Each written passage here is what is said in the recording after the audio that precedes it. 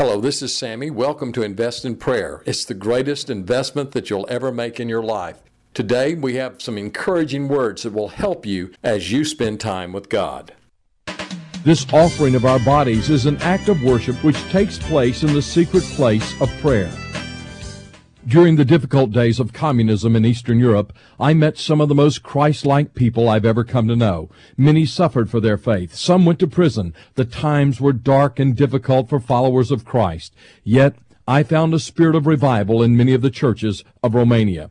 During those times, I preached a series of evangelistic meetings in the southeastern city of Galați. This small church was packed each evening. In fact, Christians weren't allowed in the main sanctuary. They could only sit in the balcony so that non-Christians would fill the main auditorium. Believers that couldn't find a place in the balcony stood outside in sub-zero temperatures.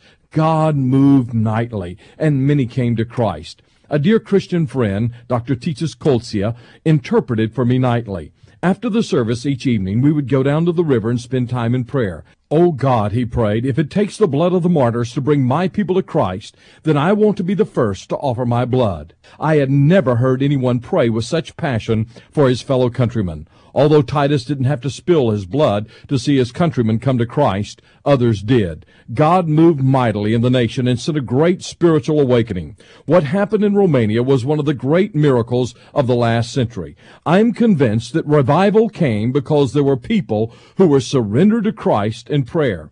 Prayer is vitally important to our walk with God because it's the practical means through which we surrender to Christ. Paul wrote to the believers in Rome, "Therefore I urge you, brothers, in view of God's mercy, to offer your bodies as living sacrifices, holy and pleasing to God. This is your spiritual act of worship." This offering of our bodies is an act of worship which takes place in the secret place of prayer. Prayer is the communion of two hearts, the heart of God and the heart of man. We can only come into His presence because of His grace and mercy. He's absolutely holy. It would be impossible to have intimate fellowship with Him outside of mercy. Therefore, the first attribute of God that we come to know is that of mercy. It's His mercy that draws us into a full surrender of our lives to Christ. Prayer and the surrendered life are inseparable. Prayer ushers us into the surrendered life, and the surrendered life is that which God consumes and uses for His glory.